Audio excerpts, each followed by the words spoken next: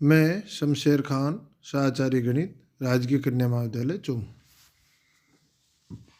आज है ऑयलर की संशोधित विधि। किसके लिए? साधारण अवकल समीकरण का संख्यात्मक हल ज्ञात करने के लिए ऑयलर की संशोधित विधि। ऑयलर संशोधित विधि, ऑयलर विधि अपन ने पढ़ी। तो ऑयलर विधि में हम फलन के दिए गए अंतराल के आरंभिक बिंदु, मतलब अपने को जैसे कोई अंतराल दे रखा x0 और x1, तो अपन ऑयलर विधि जो अपन साधारण ऑयलर विधि पढ़ी थी उसमें अपन अंतराल के प्रारंभिक बिंदु पे मान निकालते हैं। इसमें क्या करेंगे? प्रारंभिक बिंदु पे और अंतिम बिंदु पे मान निकाल करके उसका क्या करेंगे? माध्य निकालेंगे, जिससे अपने को इस मान में त्रुटि को कम करने में मदद मिलती है। तो त्रुटि का मतलब किसी मतलब जो समाकलन है उसको अपन साधारण समाकलन करके लिमिट लगा के जो मान निकालें, एक्चुअल जो मान होता है, मतलब कैसे निकालें उसमें मत जाओ। एक्चुअल जो मान होता है उसके आसपास मान आता है, एक बहुत ज़्यादा वेरिएशन से आता है। तो ज़्यादा अंतर है, उस अंतर को कम करने के लिए, मतलब जो एक्चुअल मान है उसके नज़दीक का मान ज्ञात करने में मदद मिलती है। तो मैंने लिखा है ऑयलर विधि में हम फलन के दिए गए अंतराल के आरंभिक बिंदु पर प्रवणता का प्रयोग करते हैं। आरंभिक बिंदु प्रवणता क्या है? आप तो इतना ही ध्यान रखो, जो अपन ने y1 निकाला है, ठीक है, उस बिंदु पे जो समाकल्य फलन मतलब जिसका समाकलन करना है, उस फलन का मान, उस बिंदु अपन जैसे 0.2 पे 0.4 पे कोई क्वेश्चन होता है उसमें मान निकालते हैं ना, तो उस बिंदु पे ये x = 0.2 पर y1 का मान निकाल लो। तो अपने को जो बिंदु मिलता है उस बिंदु पे जो स्पर्शरेखा है उसकी प्रवणता को ये प्रदर्शित करता है। पर आपको उस प्रवणता पे उस पे नहीं जाना है। आपको ये ध्यान रखना है कि y1 ज्ञात करना है, ठीक है, मतलब 0.02 पे y का मान ज्ञात करना है। तो जो मान एक्चुअल में वहाँ होना चाहिए और जो मान अपन ज्ञात करते हैं उसमें काफ़ी अंतर रह जाता है। तो उस अंतर को कम करने के लिए, अंतर का मतलब वो त्रुटि रह जाती है, तो उस त्रुटि को कम करने के लिए ऑयलर ने संशोधित विधि दी, जिसमें अपन क्या करते हैं?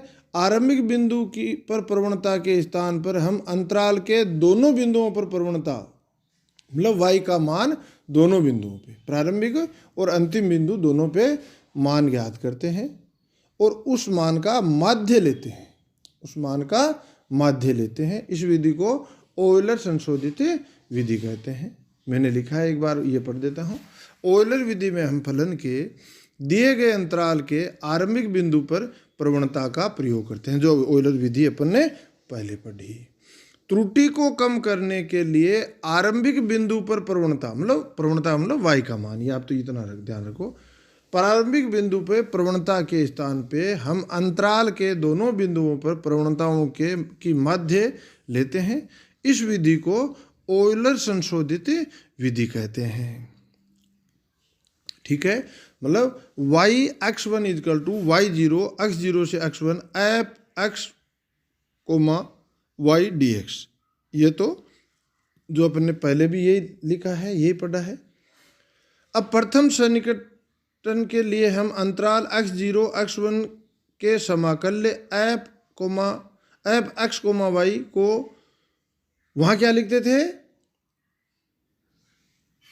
f(x0 y0), यहाँ अपन क्या लिखेंगे?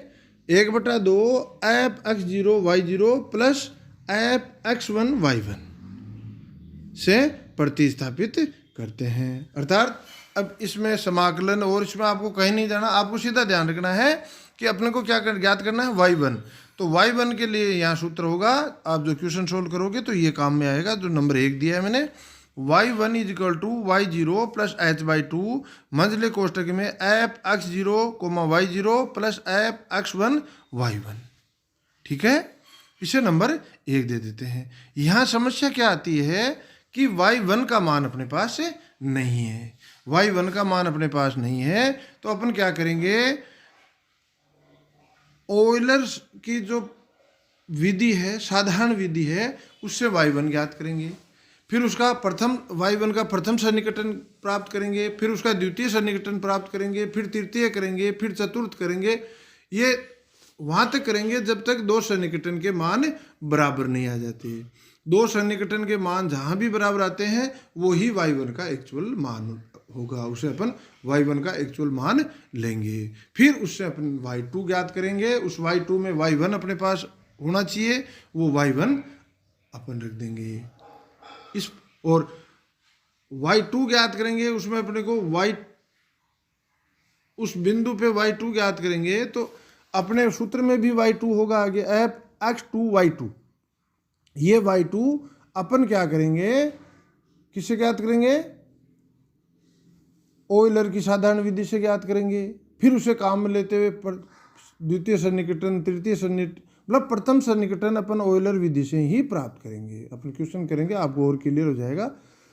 प्रथम सन्निकटन ऑयलर की साधारण विधि से प्राप्त करेंगे। फिर द्वितीय सन्निकटन ऑयलर की संशोधित विधि से ज्ञात करेंगे। तृतीय सन्निकटन भी ऑयलर की संशोधित विधि से ज्ञात करेंगे। चतुर्थ सन्निकटन भी ऑयलर की संशोधित विधि से ज्ञात करेंगे। इस प्रकार ज्ञात करते जाएंगे। जहाँ दो सन्निकटन के मान समान हो जाए वो ही y2 का मान होगा। इसी प्रकार y3 का मान, जितने मतलब 0.2 पे, 0.4 पे, 0.6 पे जितने अपने को मान ज्ञात करने हैं वो अपन फिर ऑयलर की संशोधित विधि से ज्ञात करेंगे। और मान कौन सा होता है, जहाँ दो सन्निकटन के मान समान आ जाए। ठीक है, तो अब अपन क्या करते हैं, ऑयलर संशोधित विधि से एक क्वेश्चन सोल्व करते हैं। क्या है, ऑयलर संशोधित विधि द्वारा समीकरण dx/dy is equal to x plus √y mod of √y, जहाँ प्रारंभिक शर्त है x0 पे y का मान क्या है 1, मतलब x0 is equal to 0, x0 is equal to 0 तो y0 इज इक्वल टू 1, तथा परिसर क्या दे दिया, 0 से लेके 6 तक। अंतराल का प्रारंभिक बिंदु क्या है 0 और ऊपर है 6 में पद की लंबाई 0.2, मतलब इसमें अंतराल का अंतर क्या होगा 0.2, मतलब इसके अंतराल हो जाएगा एक तो 0 से 0.2, एक 0.2 से 0.4, एक हो जाएगा 0.4 से 0.6। ठीक है, तो 0 से 0.2 है तो इसमें x0 क्या है 0 और x1 क्या है 0.2, ये अपन काम में लेंगे। तो पद की लंबाई 0.2 लेते हुए दशमलव के चौथे स्थान तक हल करो। ठीक है, तो अब अपन यहाँ अपने को दे क्या रखा है, f x y is equal to x plus mod of √y। Mod of √y का मतलब क्या है, √y क्या होता है प्लस माइनस √y होता है। तो यहाँ y का रूट मान निकालेंगे और उसका धन भाग अपन काम में लेंगे। ठीक है, x0 इजकल टू 0 y और x0 इजकल टू 0 तो y0 इजकल टू 1 ये दे रखा है। h इजकल टू 0.2 दे रखा है। xn क्या होगा भाई, x0 प्लस nh, तो n का मान क्या हो गया 3। अब अपन सर्वप्रथम अपन क्या है x इजकल टू 0.2 पे मान ज्ञात करते हैं। तो y1 का प्रथम सन्निकटन कहाँ से ज्ञात करेंगे, ऑयलर की साधारण विधि से। तो y1 का प्रथम सन्निकटन is equal to y0 plus h f x0 y0। तो प्रथम सन्निकटन का मान क्या हो गया 1 plus 0.2 into 0 plus 1 is equal to क्या हो गया 1.2। तो y1 की पावर कोष्टक में 1 मतलब y का प्रथम सन्निकटन। तो y का प्रथम सन्निकटन अपने को मिल गया 1.2। ठीक है, अब y का द्वितीय सन्निकटन ज्ञात करने के लिए अपन y के प्रथम सन्निकटन को काम में लेंगे। तो y का द्वितीय सन्निकटन is equal to y0 plus h/2 f x0 y0 plus f x1 y1 का प्रथम सन्निकटन। ये सारे मान रखेंगे तो अपने को y1 का द्वितीय सन्निकटन प्राप्त हो जाएगा।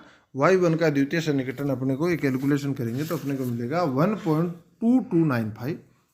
फिर y1 का तृतीय सन्निकटन ज्ञात करेंगे तो y1 का तृतीय सन्निकटन is equal to y0 plus h/2 कोष्टक में f(x0, y0) plus f(x1, y1) का द्वितीय सन्निकटन।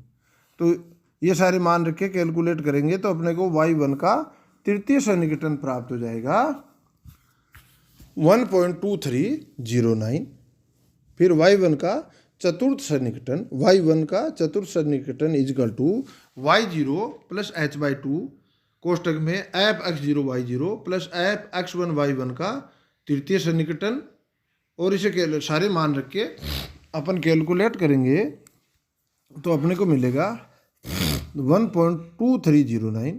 तो y1 का तृतीय सन्निकटन और y1 का चतुर्थ सन्निकटन समान है। इसका मतलब क्या हो गया, y1 का मान हो गया 1.2309। 1.2309। अब अपन देखते हैं x इजकल टू 0.4 पे y का मान क्या होगा। तो y और इसे क्या कहेंगे y2। 0.2 पे अपन देखा वो मान था, उसे अपन लिखा y1। 0.4 पे अपन जो y का मान है उसे लिखेंगे y2। तो y2 का प्रथम सन्निकटन वही ऑयलर की साधारण विधि से ज्ञात करेंगे। y2 का प्रथम सन्निकटन is equal to y1 plus f(x1, y1). यहाँ y1 का मान कौन सा काम मिलेंगे, जो अभी अपन ने ज्ञात किया है। तो अपने को अगला स्टेप मिलेगा 1.2309 प्लस 0.2 इंटू कोष्टक में 0.2 प्लस √1.2309 इज इक्वल टू, एक कैलकुलेशन करेंगे तो अपने को मिलेगा 1.4927। कैलकुलेशन में आपको ज़्यादा समस्या नहीं आनी चाहिए क्योंकि साइंटिफिक कैलकुलेटर आपको अलाउ होता है। y2 का द्वितीय सन्निकटन, तो y2 का द्वितीय सन्निकटन is equal to y1 plus h/2 कोष्टक में f(x1, y1) plus f(x2, y2) का प्रथम सन्निकटन। ये मान अगर अपन रखेंगे और कैलकुलेट करेंगे तो अपने को मिलेगा 1.5240। अगला y2 का तृतीय सन्निकटन अपन ज्ञात करेंगे तो y2 का तृतीय सन्निकटन is equal to y1 plus h/2 कोष्टक में f(x1, y1) plus f(x2, y2) का x2, y2 का द्वितीय सन्निकटन। ये सारे मान रखेंगे तो y2 का तृतीय सन्निकटन अपने को मिल जाएगा 1.5253। फिर y2 का चतुर्थ सन्निकटन अपन ज्ञात करेंगे तो वही विधि अपनाते हुए अपन चतुर्थ सन्निकटन ज्ञात करेंगे तो वो अपने को मिलेगा 1.5253। अर्थात तृतीय सन्निकटन और चतुर्थ सन्निकटन दोनों समान है, इसलिए y2 का मान अपने को प्राप्त हो जाएगा y2 इज इक्वल टू 1.5253। अब आगे x इजकल टू 0.6 पर, x इज इक्वल टू 0.6 पर और जो y है उसको लिखेंगे y3। तो y3 का प्रथम सन्निकटन is equal to y2 plus f(x2, y2). प्रथम सन्निकटन तो वही ऑयलर की साधारण विधि से ही ज्ञात करेंगे। सारे मान अगर अपन रखेंगे तो ये अपने को मिल जाएगा 1.5823।